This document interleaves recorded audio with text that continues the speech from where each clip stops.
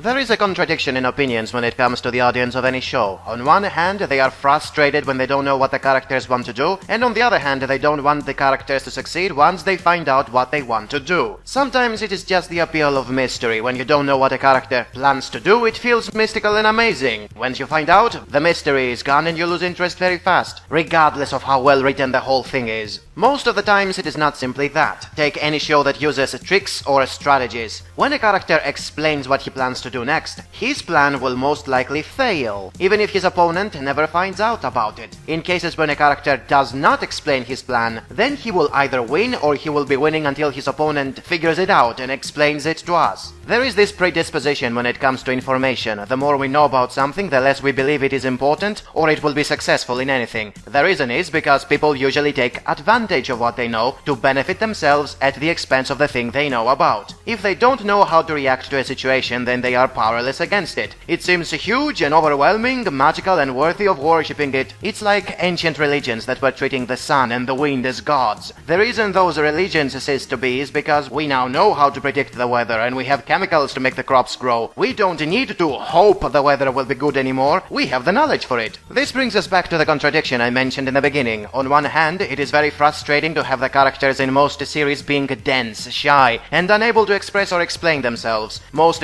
misunderstandings wouldn't happen if they were honest and open. For the same reason, most conflicts wouldn't last more than a few minutes and we wouldn't have something to fill a whole show with. This is why it is usually boring to have characters who are extroverts sit down to talk about the issues they have instead of hiding them, or be plain able to get it when a girl likes them. The more they know and tell others about it, the less interesting they become. But wait, what about all those overpowered protagonists who seem to know everything and win all the time? Why aren't they considered boring by the majority of people and are instead treated as idols? Well, this is where the presentation makes the characters seem far more interesting than they actually are. As personalities, they really are bland and boring. It's the event of steamrolling opponents for not knowing as much as the protagonists do that feels satisfying. Another way to see the whole issue is by understanding the difference between strategy and tactics. A strategy is about what a character will mostly focus on from the beginning and all the way to the end. Tactics, on the other hand, are about adjusting to the changes every new event causes. If the audience knows someone's strategy, then most will lose interest in him. They already know how he wants to end the whole thing, there is nothing more to it, so why bother? If his strategy is not working though, then many will maintain their interest just to see if he uses some tactic to turn the game to his favor. This is why in fiction, revealed strategies are considered a failure, while crafty on-the-spot tactics are considered great. If you think about it, most traditional stories are about the villains having a master plan that they are blindly abided to with not much adjusting to it, meaning they use a strategy that as soon as we learn about it, we want to see it failing. The heroes, on the other hand, usually have no strategy. They don't have longer-term plans. They are mostly reacting to the master plans the villains use as means to sabotage them. They use the tactics as they gradually learn more about their opponents, and supposed that is why they win at the end. Another way to see this is fatalism. When a story is about destiny, then there is very little motivation to follow the characters if we know what will happen to them. It's not the same as being spoiled about what happens next or having already seen a series in the past. This happened outside the series. Fatalism is done in series, when they tell you the protagonist is the chosen one or that he will die in a week. Why would you follow a story that tells you how it will end? You don't want to know, or you hope it won't happen. Okay, you may be curious to find out how a predetermined event will happen. It's still not as fun as when something unexpected happens. The reason we like surprises is because we don't like the idea of seeing ourselves as robots, bound to orders or fate or our instincts. We want to believe we are free to do anything we like with our lives. Nobody's going to stay idle if he's told something bad is going to happen to him in the future. He will obviously try to prevent it, even if it's supposed to be his destiny. Bottom line, as much as we wish characters would keep their cards open instead of keeping us in the dark for no apparent reason, the truth is, the more we and the other characters know about what is going on, the less we care and the more we believe something bad is going to happen to them. Because knowledge is power, and it hurts like a bitch.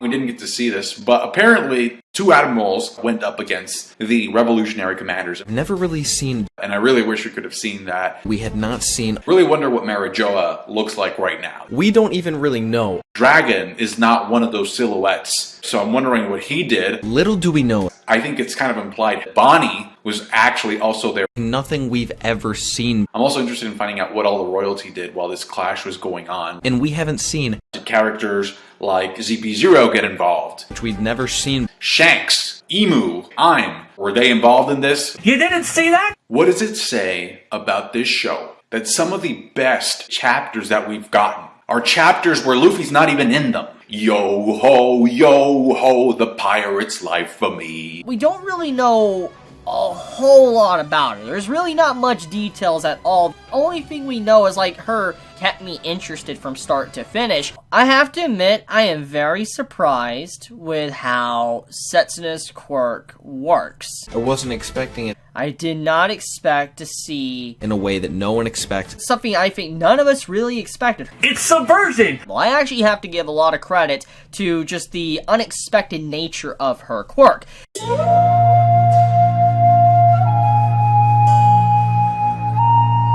I haven't read it, but I can say it's my favorite book ever.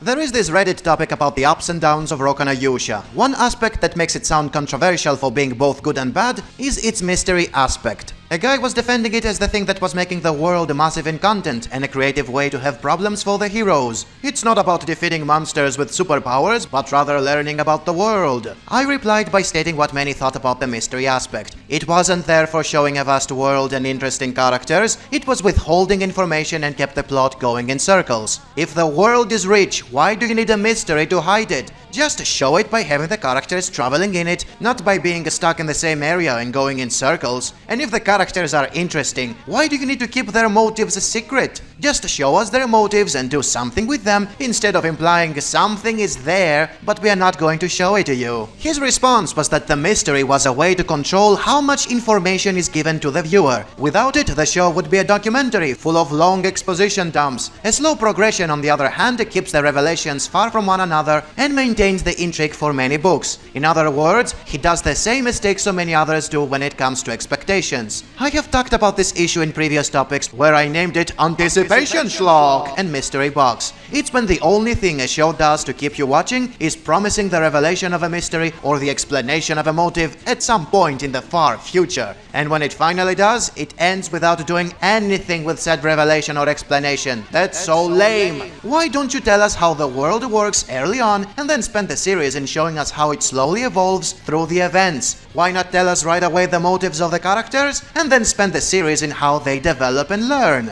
The mystery aspect is only there to prevent progression. You also don't watch the series for the world or the characters, but rather for the sake of getting answers. And when the answers finally come, you will most likely be disappointed because they were either predictable or were not what you expected. You are not going to like them either way. You can't even say you enjoyed the series for the journey instead of the destination, because there is no journey. The characters are stuck in the same area or are going in circles, without ever telling us their motives, since the guilty guy must remain hidden. How can there be immersion to the setting when we know so little about it? How can we like the characters when we also know so little about them? And if one series is not enough to prove my point, think of recent titles which also had a mystery aspect to them. Does it flesh out the characters, or is it simply chewing away time from every episode? I personally don't give a shit about any of these series because the characters are kept dull or the cases are standalones. I find the mystery aspect to be a hindrance, with those who like it suffering from what I described in the past as dopamine blue balls. That is, being addicted to anticipation and a promise of answers that will just leave them disappointed. If you check my top anime list, you will find 2 titles that have mystery in them. I like them because over there the mystery is adding to what is going on. In Death Note, the viewer knows what is going on. We know who the guilty guy is, how he does it, and who is trying to stop him.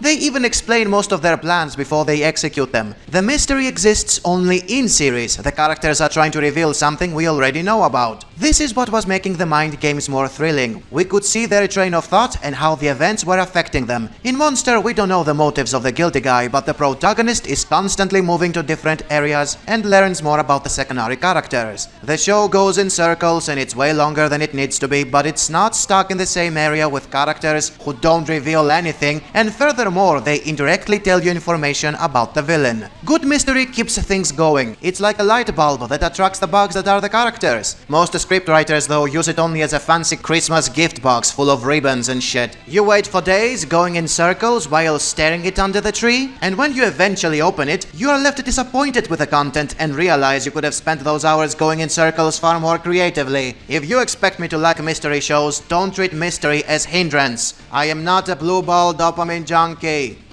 The Detective is Already Dead, a show I watched because the title gives enough intrigue to pique many people's interests, myself included. It's outright fantastic. So our main character has a bit of a supernatural quirk where misfortune finds him. It's the perfect MacGuffin of a trait to give to a character so that you can write a nonsensical plot around it. It's more of a mature detective series. She's a supernatural detective that knows everything because the writers back her up and make her know everything that she needs to before the show even begins. And does a good way of handling certain cases. This is no longer a detective series.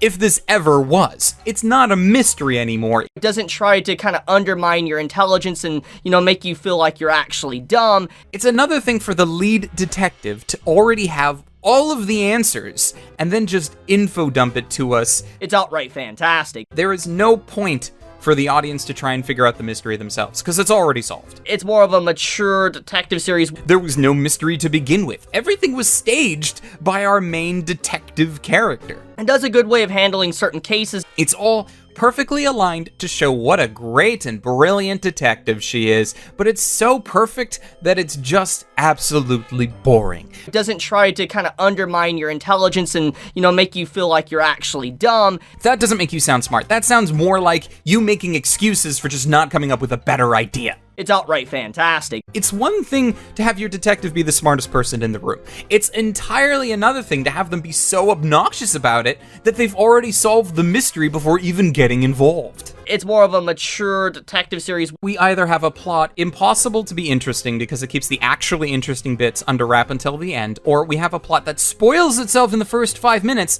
only to make its reveal at the end, hoping that you didn't remember what they said earlier. And does a good way of handling certain cases. You can't call the first episode a series of 2 mysteries when your main character isn't trying to solve anything. She already did that off screen. And you can't call episode 2 a mystery because you more or less told the answer to us in the first 5 minutes. It doesn't try to kind of undermine your intelligence and, make you feel like you're actually dumb. It is a terrible mystery series that watching the plot be this bad at it is kind of entertaining in and of itself. It's outright fantastic. If you want some bullshit supernatural shenanigans with fan service featuring a middle schooler, then you've come to the right place. It's more of a mature detective series. Holy crap, a bit of me just died listening to you say that, Chibi.